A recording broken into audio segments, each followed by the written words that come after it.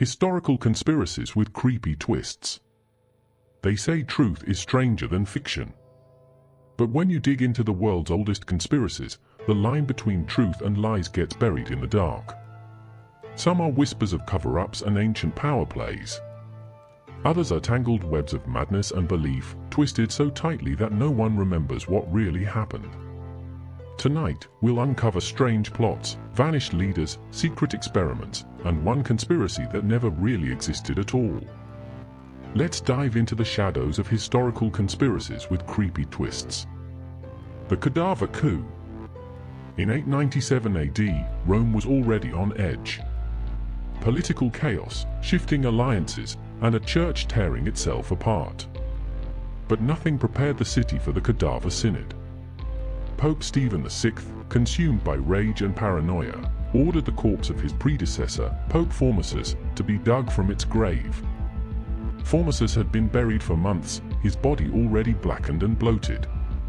Yet, in a grotesque display of authority, they dressed the decaying body in papal robes, placed the crown upon its skull, and sat it upright on a throne inside a candlelit courtroom.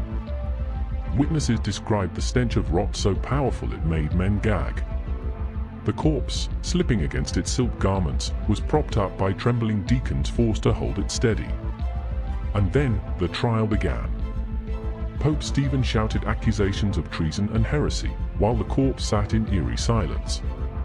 Some claimed its withered fingers twitched. Others swore it tried to raise its hand in defense. When the verdict came, the dead man was found guilty. His sacred vestments were stripped away. 3 fingers, those used to bless the faithful, were hacked off with a knife. The body was dragged through the streets, mocked, and tossed into the Tiber River. Centuries later, whispers began that this madness was not just vengeance. Some claimed the synod was a cover-up, that Formosus had uncovered evidence of a forbidden papal bloodline, one connected to a hidden order within the Vatican itself. Others believed he had stumbled upon heretical manuscripts that challenged the Church's entire foundation.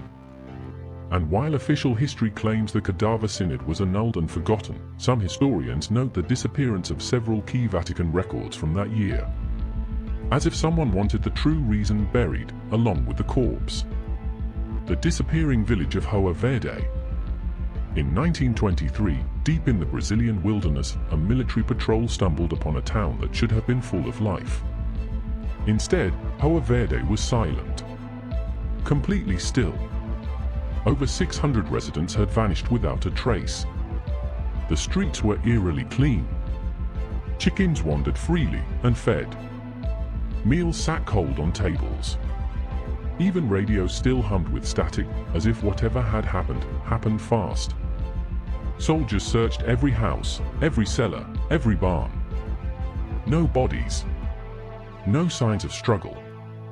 Only a chilling sentence scrawled on the blackboard inside the village school. It read, "There is no salvation." Soon, strange theories began to spread. Locals whispered that Hoa Verde had been part of a secret government experiment involving sonic frequencies, waves capable of manipulating human emotion and inducing madness. Some said the villagers turned on each other, then fled into the forest to escape voices only they could hear. Others believed they had been relocated to a classified colony deep in the Amazon, forced to disappear as part of a failed social experiment. But perhaps the strangest part is this: no official record of Hoa Verde exists in Brazilian archives. No census. No postal registry. No maps. As if the town, and its 600 souls, had been carefully erased from history.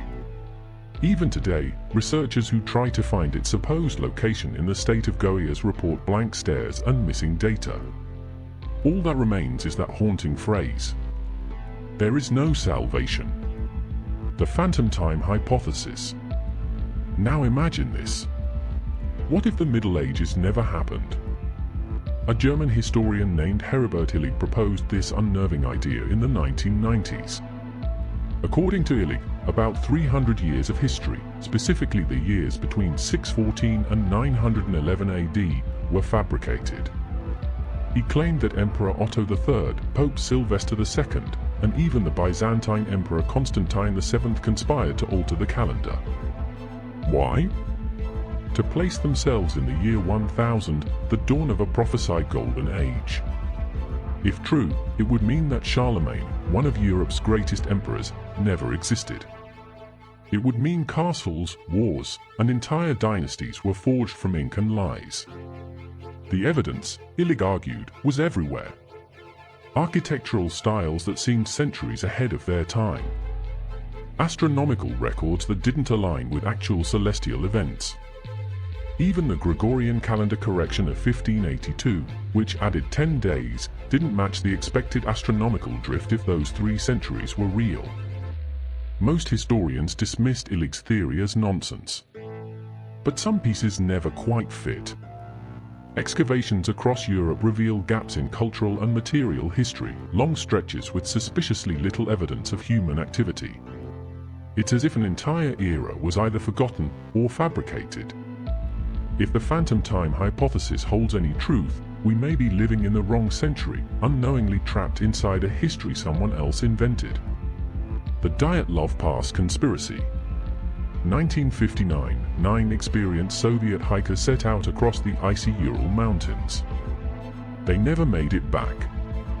When rescuers finally reached the site weeks later, they found the group's tent half buried in snow. It had been sliced open from the inside. The hikers' footprints, barefoot and frantic, led into the freezing darkness. Their bodies were discovered one by one.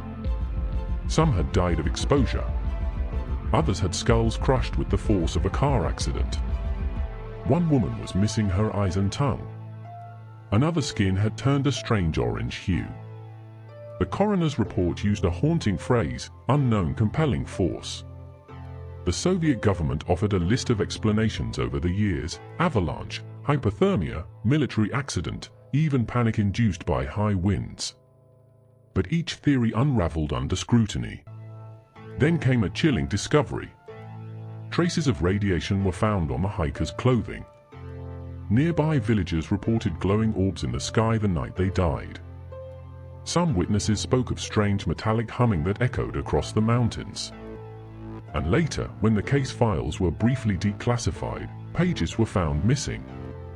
Recently, new investigations have pointed to classified weapons testing or an unrecorded avalanche caused by low-frequency sound waves. But among locals, a different legend persists that the mountain itself was cursed, inhabited by spirits the Monsi tribe called Men of the Snow. The Dyatlov Pass remains one of history's coldest mysteries, and perhaps one of its darkest cover-ups. The Secret of Emperor Norton I. San Francisco, 1859. A failed businessman named Joshua Abraham Norton reappeared after a nervous breakdown with a stunning announcement. He declared himself Emperor of the United States and Protector of Mexico. The newspapers laughed. At first. But then something strange happened. The city went along with it. Restaurants served him meals for free. Police officers saluted him on the street.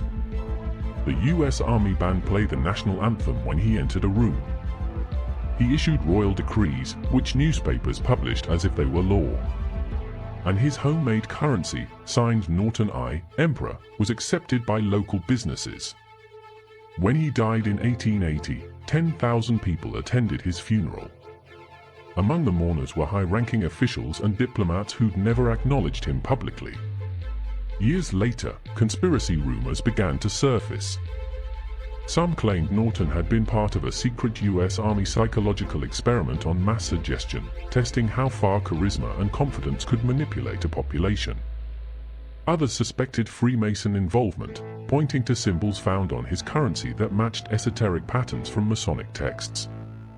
Even his finances remain a mystery. He lived comfortably despite never working again. And curiously, several British and Mexican diplomats kept private correspondence with him, now sealed in archives. Was he really just a harmless eccentric?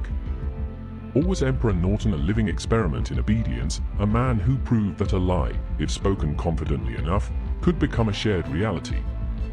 History is a web of truths, lies, and the spaces between.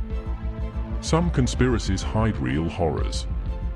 Others are born from paranoia, fear, or maybe just someone's twisted imagination. But one of the stories tonight wasn't real at all. Can you tell which conspiracy never happened? Leave your guess in the comments below, and remember to like, subscribe, and join us next time when we dig up another chapter of creepy history.